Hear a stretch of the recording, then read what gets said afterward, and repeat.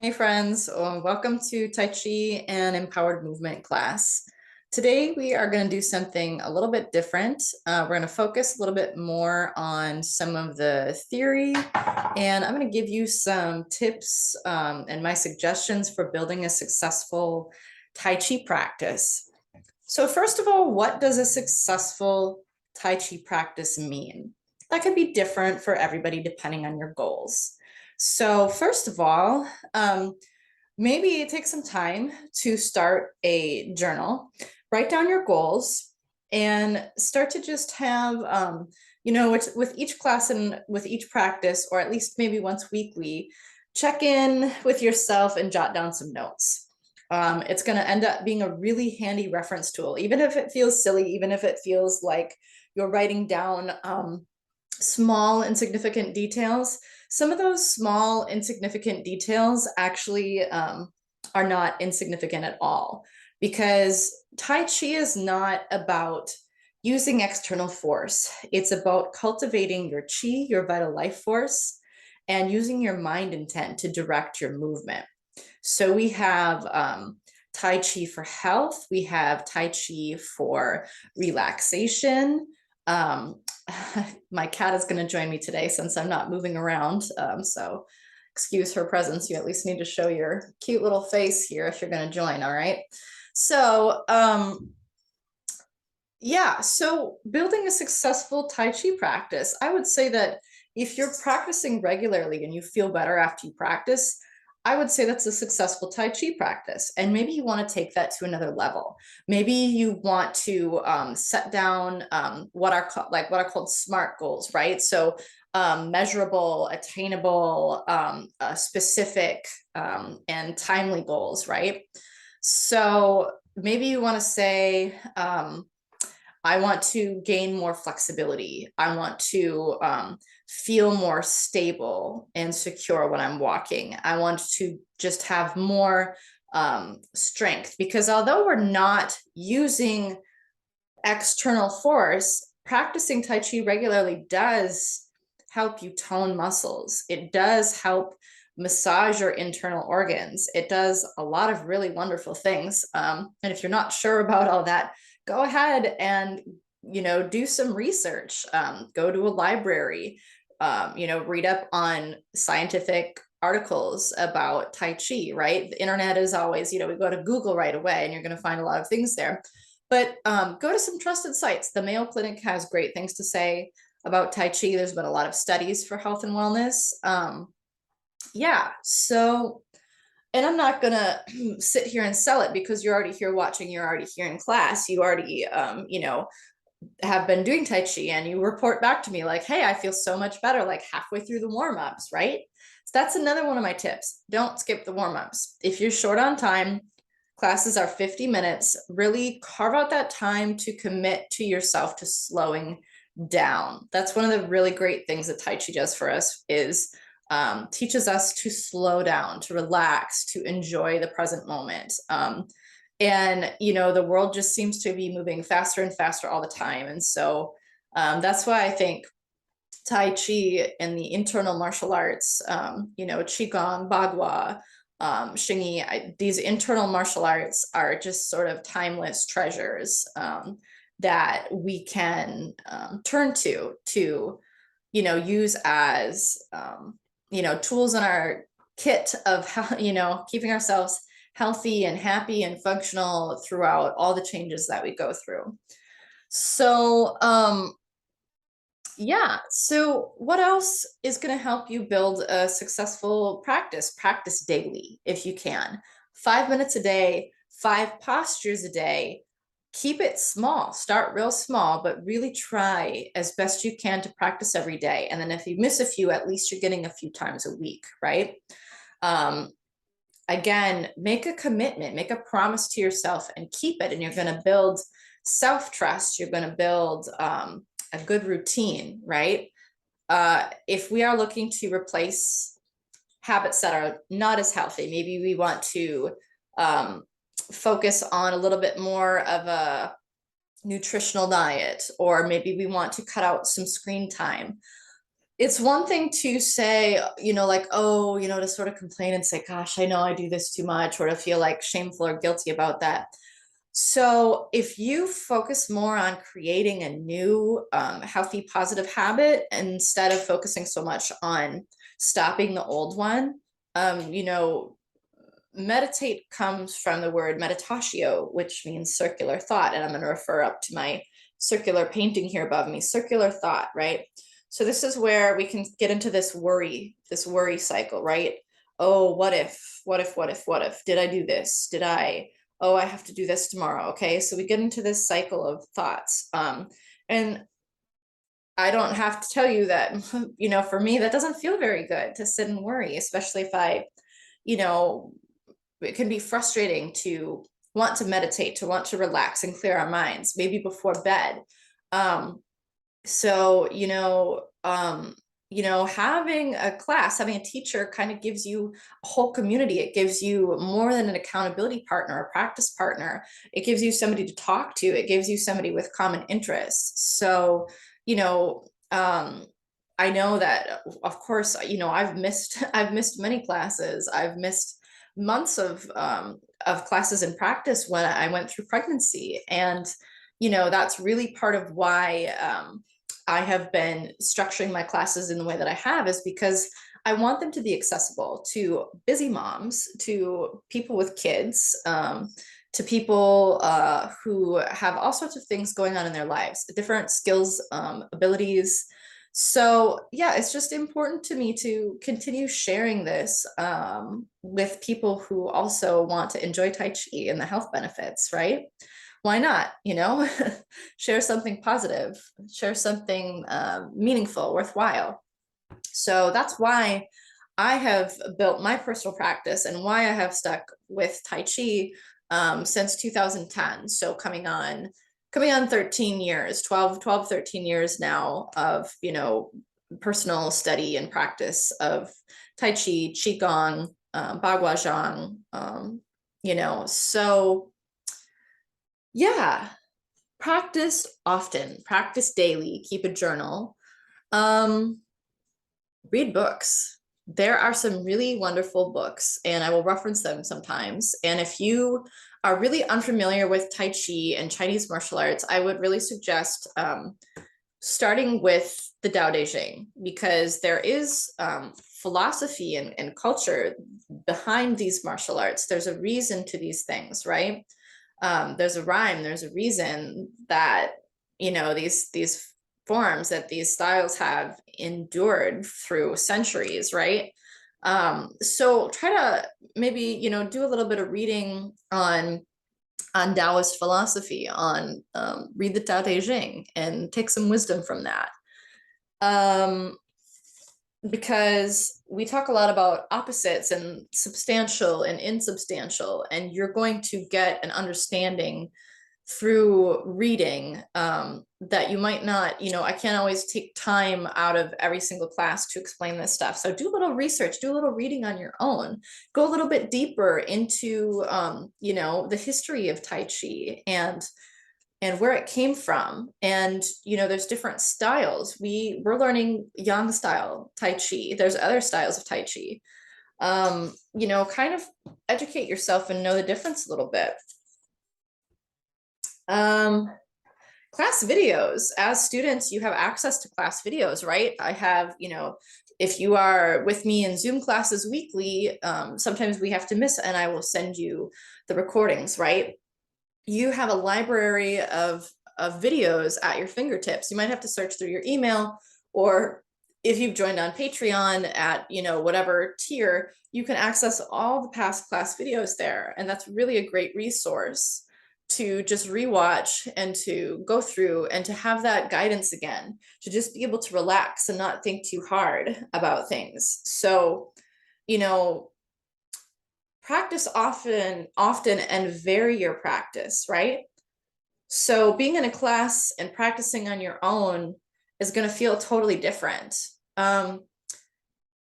Record yourself practicing, right? And this might feel a little bit funny at first, but you're going to get a lot of really good feedback by watching yourself go through the movements. you'll be able to see in real time and to sort of kind of translate mentally, okay, it's not all about looking like your instructor. It's not all about looking like the teacher. It really is more about relaxing and feeling comfortable. But there's something about seeing the form done correctly, seeing the movements done correctly that just helps you translate, okay, that's how it looks. I want to imitate that without being tense. I want to imitate these postures, but adapt for my comfort, for my body, for my size. We talk about stances a lot. You're going to have, obviously, if you're shorter or taller, probably most of you are taller than me. I'm not real tall. But most of you are going to have to adjust your feet, to adjust the width of your feet to make yourself comfortable. And so if you're watching me and my stances look small, right? Or, short or whatever, if you were to look literally, at how many floorboards my feet are apart, or to measure the distance, you know, you can't go about doing Tai Chi too technically, right? If you were to measure the distance of my stance, if you're not the same height, you're not the same frame, not the same body, that's not going to work for you. So, when we learn, we imitate, we copy, but then we have to learn how to, um, you know, do the form in correct proportion, in, the correct sequence when we start. We're not going over the entire yang style long form yet. We've been doing a lot of working right and left sides, right, and working on stances and some individual postures, and that's very intentional, right? So I have 13 years of doing a lot of classes and varying my practice and kind of seeing what works and what feels good for me. And I do really believe that we need to work both sides, and the form, if tried into, it's really wonderful, but when we learn it, it is a right side form. Most of us learn the right side form first, and so if we're already right side dominant and we're sort of neglecting our left side, that's where I really believe in, certainly, even if and you practice right side forms, that's wonderful, but don't neglect the left side of the body. Don't neglect, your non-dominant side. So that's why you're going to see a lot of single postures repeated on left and right sides. So I'm working on, differentiating the substantial and the insubstantial, and working on creating a balance, a harmony in the body overall, right? So, yeah, watch Tai Chi, record your practice, watch yourself, follow the guiding principles of Tai Chi. So what are some of those? I know that I have talked about this in class before, and we'll just do a little refresher here. So 10 guiding points of Tai Chi Chuan, right? Relax, sink. The chest should be held in, the back straightened, the shoulders sunk, and elbows lowered. A light and nimble energy should be preserved on the top of the head. The lowest vertebrae should be erect. All the movements are directed by the mind. One does not use external muscular force. Upper parts and lower parts follow each other. The body acts as one unit. This is called 9-joint harmony. Insubstantial and substantial must be clearly differentiated. And that's a whole other topic that we can dive into in another class. What does that mean? Think about opposites. Think about high and low. Think about right and left. Think about, think about relaxed or tense. Think about erect or, collapsed, right? So erect or collapsed, hollow or straight. Think about opposites when you think about differentiating substantial and insubstantial. Think about your dominant or your pushing hand or your receiving hand. This is what we're talking about, and energies, right? So another guiding point would be concentrate the line of vision. Again, another topic we could really dive into. Are your eyes relaxed? Do you have tunnel vision? Are you tense? Are you overly focused on one point? Are you squinting? Are you looking? Is there tension in your face? Or are you directing your movement with your mind? Are you concentrating your line of vision on where you want to go? You don't have to have like laser beam focus. You want to be soft and relaxed, but also you want to look where you're going. And I talk about this, which direction are we facing? If I'm pushing towards the front, whether I'm moving forwards or backwards, my vision is to the front. If I'm turning my waist and I'm going to finish to the corner, I want to look where I'm going, right? I want to look. So for Parting Wild Horses Mane, we talk about this to the corners often. I want to look where I want to go. And when I finish, that's where my eyes are. My eyes go there before I even begin. And if you've learned weapons, for example, the sword form, we want to build our energy reserves, and we practice this in Qigong. We practice moving and expanding our energy field, building it, our vital life force, our qi, right? So this is part of developing your qi, is developing internal strength. And this is what allows us to use martial arts as a self-defense without being tense, and without using force, right? We're actually cultivating this internal strength. It's really quite great. It's quite wonderful. And that's what you start to feel when you do regular practice, when you practice like you're actually swimming in air, right? So we're not just doing these disconnected, movements, right? There's a rhyme and a reason. And, this is why where if I push from my ear, I can't be relaxed. I'm going to be tense. I'm going to be disconnected, right? My body can't be unified when my posture is incorrect. If I drop, for here, a repulsed monkey, if I drop my hand to the correct place, if I come back, circle back, and I drop down and I push out from the chest, like I'm supposed to, I can relax my shoulders and my elbows and my arms, and I can use internal force and the straightening of my back leg to drive that power in the push, right? So another guiding point of Tai Chi Chuan, all the movements must be connected without severance.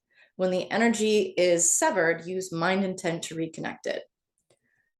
Of course, we forget where we're at in the form sometimes. And that's part of the beauty of relaxation, and where you can just laugh and take a pause. You can, maybe you feel frustrated initially, but I'd invite you just to laugh and relax when you can't remember something, and just be like, oh, it's not a big deal. I want to get it, but you know what? I can ask that question later, or I can write it down in my journal.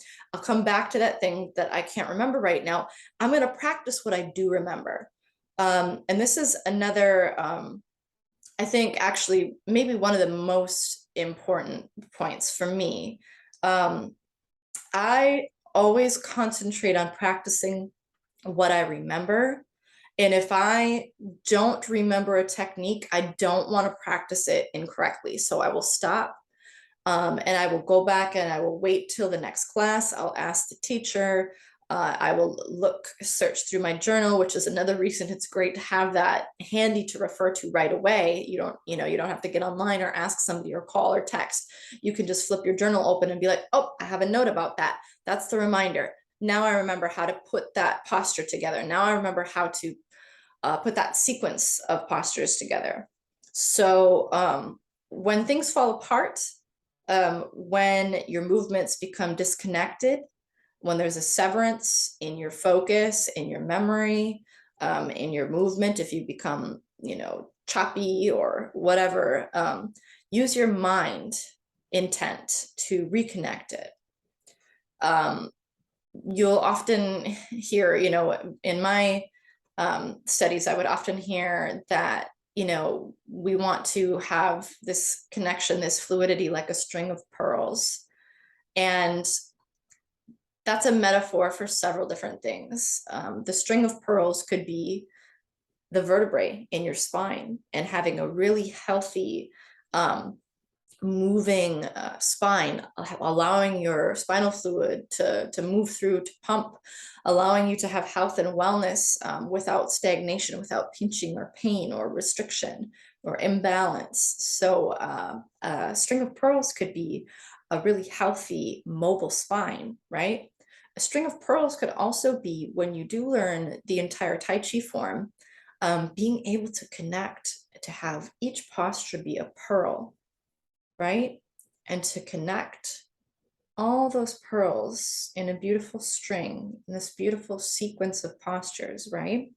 So some people might say, oh, this is Tai Chi secrets or whatever, you know, or you may think this is mumbo jumbo, but, you know, 13 years of practice, I've had really significant improvements in health and wellness for myself. And you know, but it's not done overnight. It's not done in 5 minutes. This isn't a quick fix or snake oil. This is done, achieving health and wellness is done by consistent practice.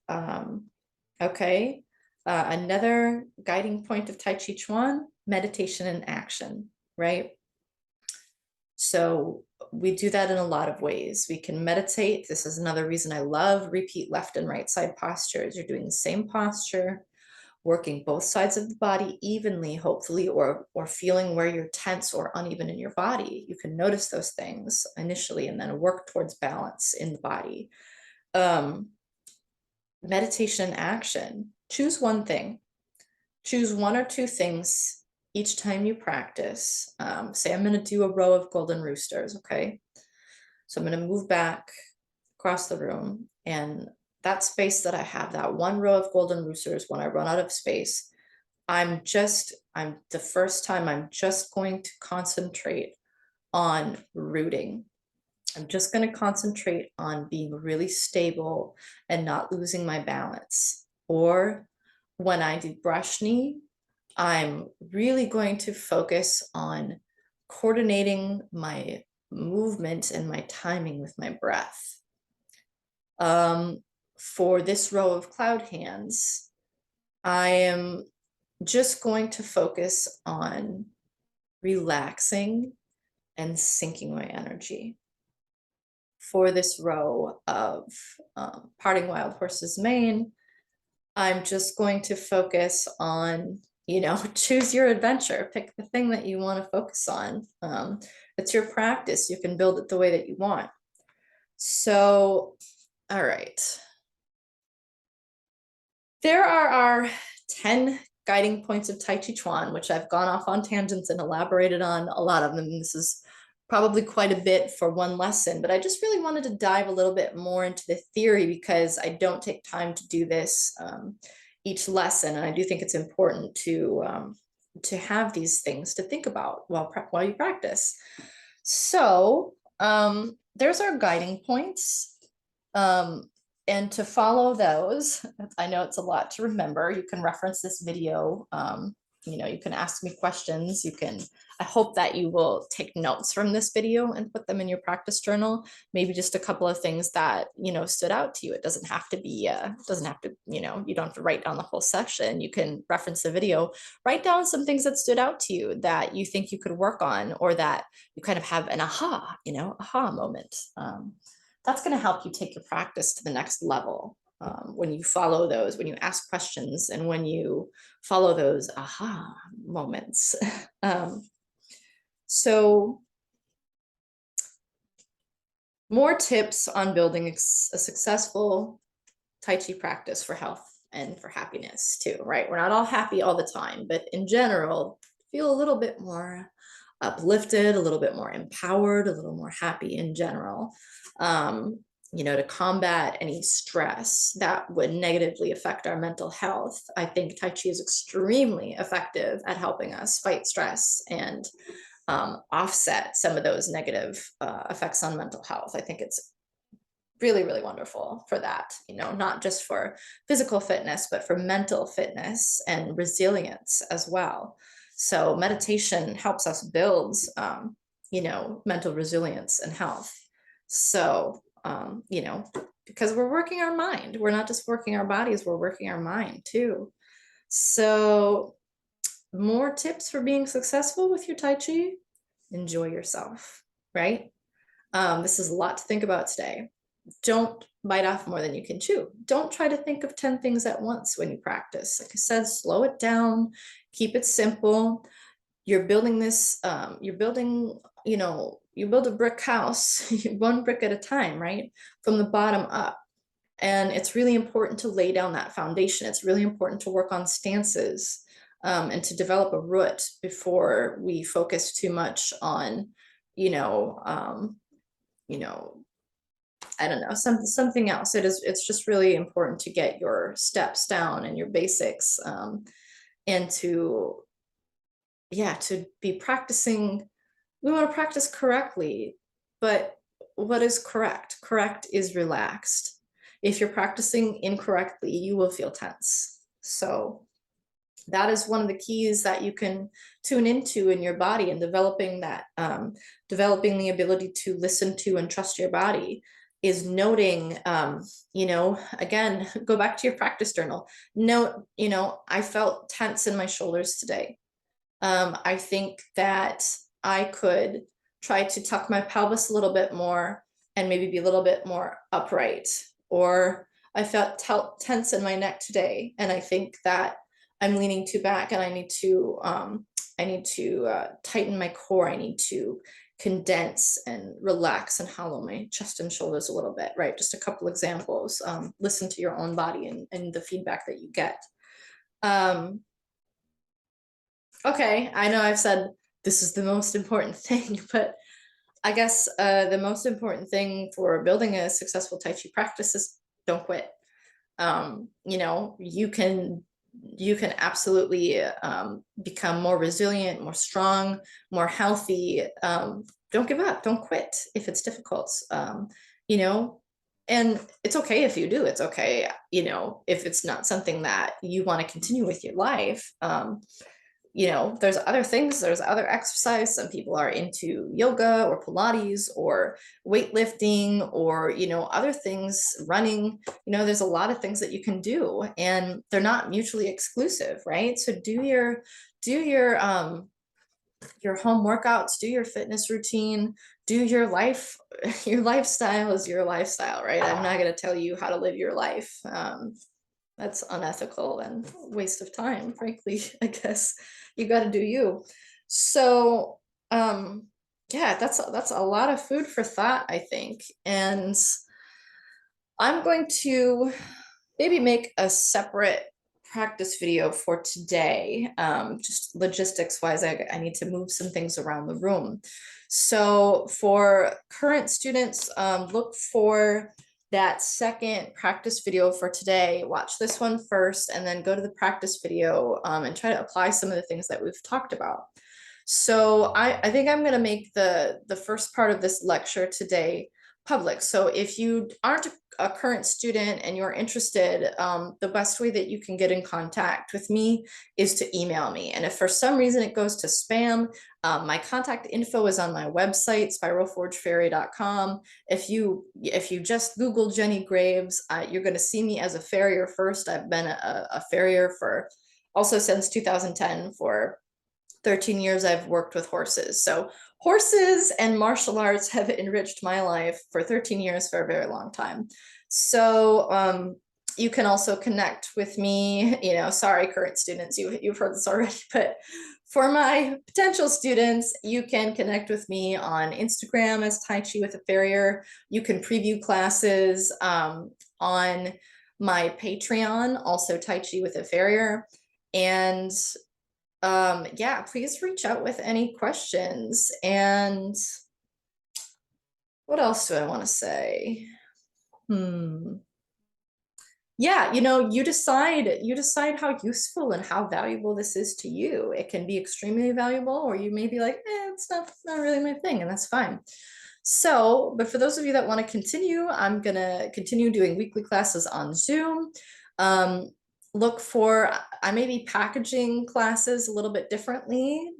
So there may be some different things coming up on my website, spiralforgefairy.com, not just on my Patreon. I just want to make this so easy for anyone to fit into their lifestyle if that's what they want to do. Yeah, thanks so much for watching, and I will hopefully see a bunch of you next week. Bye.